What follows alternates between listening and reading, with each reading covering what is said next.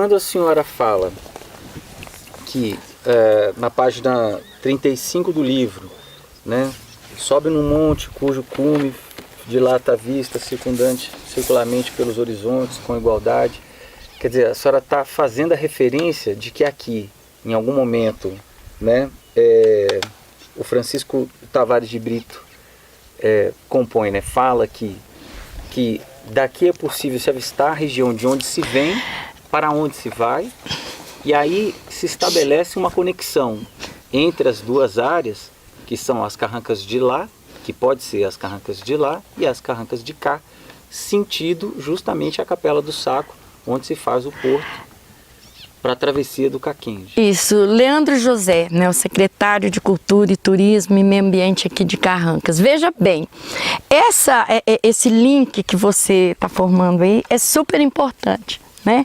Porque a gente tem que lembrar que em 1717, quando o Conde de Assumar passa, né, ele fala, eu quero passar pelo atalho. Então, onde que está o atalho? Ele tem que passar pela fazenda da Rocinha. Inclusive, ele se hospeda com João de Toledo Pisa, né? Ele se hospeda ali, e quem é o escrivão? Quem é o escrivão desse itinerário é o Tavares de Brito, que vai ser publicado só na Espanha, em Sevilha, em 1732. E quando você ler isso, então está aqui na página que você disse, a página 35, quando você lê, quando você vê assim, ele cita Carrancas. Eu tomaria até a liberdade só para ler o trechinho, porque ele faz uma linguagem tão bonita, né? A paleografia, porque é um facsímile desse texto. Então, ele fala assim... Você quer ver? Olha, sobe-se num monte em cujo cume se dilata a vista circularmente pelos horizontes com igualdade, e sem obstáculo algum ou esforço de outro monte que se opõe, em que dá mostras da sua grande eminência, e se vai a Caxambu, aonde há um monte cuja falda é lambida de toda a generosa cássia, etc e tal. Ele diz aqui. E aí ele cita o caminho. Ele cita pela primeira vez o caminho, porque em 1711, quando Antonil descreve drogas, por suas drogas e minas, né, o livro que depois ele é proibido, né, e nem volumes, pouquíssimos volumes são encontrados sobre isso,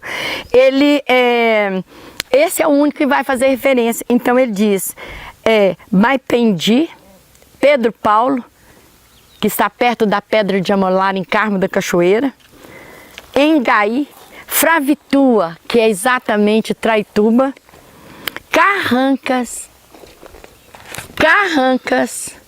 depois ele fala Rio Grande. O Rio Grande, quando ele fala Rio Grande, ele está citando a Rocinha. É o local da Rocinha, onde eles tinham passado. Tojuca, Rio Morte das Mortes Pequeno, e vai por aí fora a descrição desse caminho, né? Esse é um documento do arquivo da Biblioteca Nacional. Então é muito importante esse conhecimento e tudo para ver esse esclarecimento, né, de toda essa história que fica aí, joga-se para ali, joga para cá, mas ela tem um link, ela tem um fio condutor.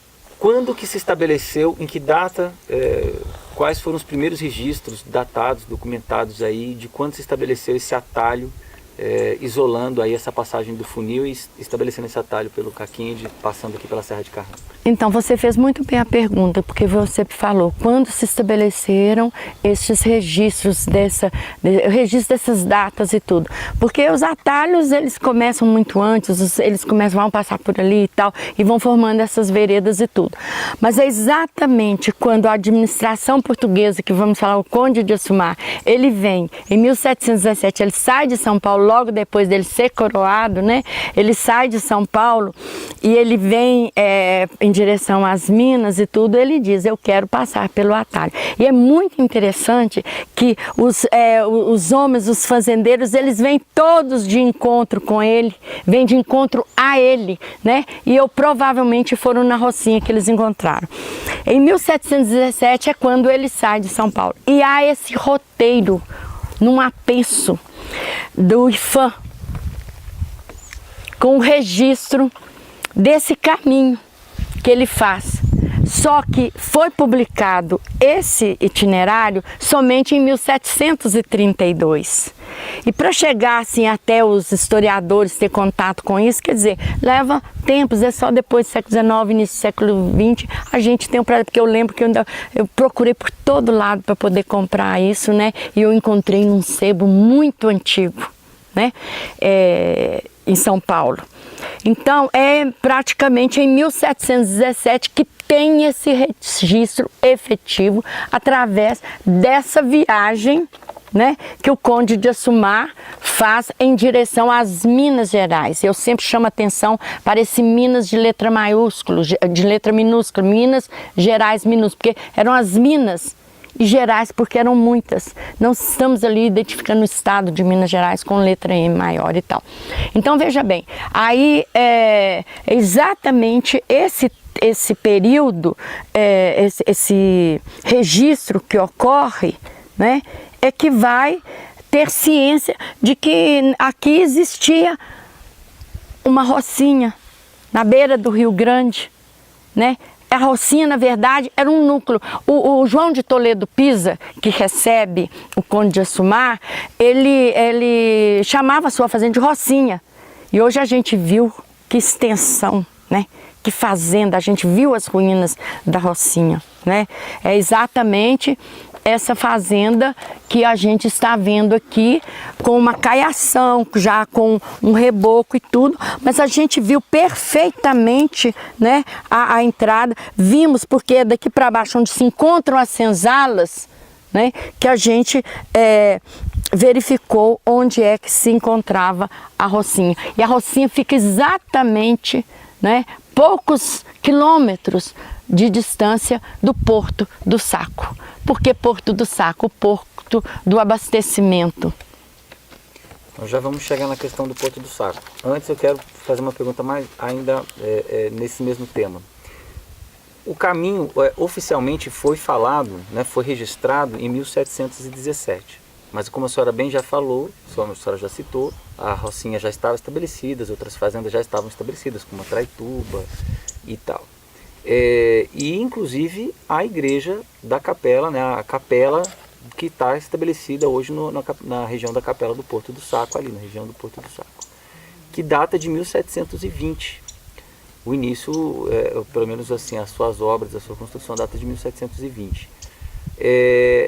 Quando que se tem os primeiros registros, as primeiras falas, os primeiros anúncios de que haviam já inícios de núcleos, de habitações? Quando que se estabeleceu talvez a Rocinha, a primeira habitação? A gente tem que imaginar o seguinte, que toda essa região e tudo, ela poderia, muito antes, né, o Salvador Bueno passa por aqui, o Manuel Garcia Velho tem posse das terras, inclusive as posses deles são do Sertão das Carrancas e tudo, mas não havia aquele registro e tudo. É só quando chega o estabelecimento da igreja, né? Eu não estou falando da igreja, é da administração religiosa, né? É que começa a se fazer os registros através dos batizados, dos casamentos e tudo, é que o historiador vem e através desse dado ele começa a inferir, né?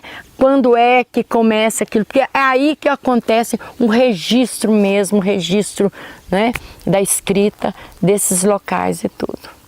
E a senhora tem mais ou menos uma ideia de data de quando começaram a ser esses primeiros registros relacionados a esses núcleos?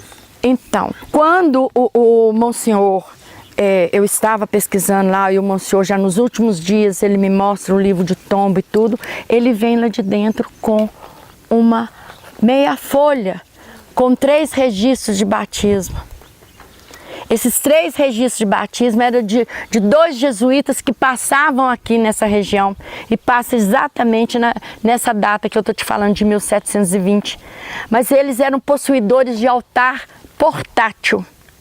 Ainda a igreja, a capela ou a ermida constituída como fisicamente não, era um altar portátil, era um pequeno caixote, uma coisa assim, vamos dizer, trabalhado onde que tinha ali as relíquias, né?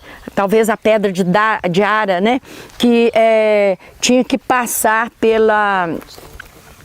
eles passavam fazendo os batismos conforme a necessidade e tudo. Então, esse registro de meia folha, que tem esses 3 batismos, é o registro mais antigo que se tem. Estava batizando descendentes de João de Toledo Pisa na Rocinha. E por isso é que o Manuel Garcia Velho, quando ele passa suas terras para João de Toledo Pisa, ele diz que já era assistido no sertão das Carrancas. Isso quer dizer que ele já recebia a desobriga da quaresma, que isso era condição imposta pela igreja que todos tinham que receber, senão recebiam castigo divino, etc. E tudo. E é onde era feito o rol dos confessados. Quem eram os confessados? Era uma lista de todos aqueles que confessavam e pediam o seu perdão durante a desobriga da quaresma e tudo. Eles tinham esse assentamento. Então nós podemos inferir que antes do final do século XVII as habitações já estavam estabelecidas, os nucleamentos. Já, não esses nucleamentos e tudo, de formação e tudo, mas pequenas sítios isolados, porque sítios não referia-se a grandes áreas de terra não definidas, e não como hoje nós achamos, o sítio ali, o sítio aqui, como pequenas glebas de terra e tudo. Já haviam isso, depois é que vão se formando, aglomerando, né, formando exatamente aquelas nucleações, e ali é que o fazendeiro, geralmente à volta da fazenda, como agregados, que poderia ser agregados brancos, né, como não indígenas, né, como agregados indígenas, porque havia aqueles aldeamentos, né, que estavam ali, que o fazendeiro arrebanhava para perto dele, para serem batizados, para serem catequizados, conforme as constituições primeiro e as leis das Índias exigiam. Certo? Então, ia se formando toda essa coisa, mas não é assim que esse ajuntamento, igual hoje a gente vê um bairro ou vê um pequeno distrito, não. Coisas isoladas, longe, que quando chegava a época que os jesuítas iam passar a desobriga, eles vinham e acampavam tudo ali.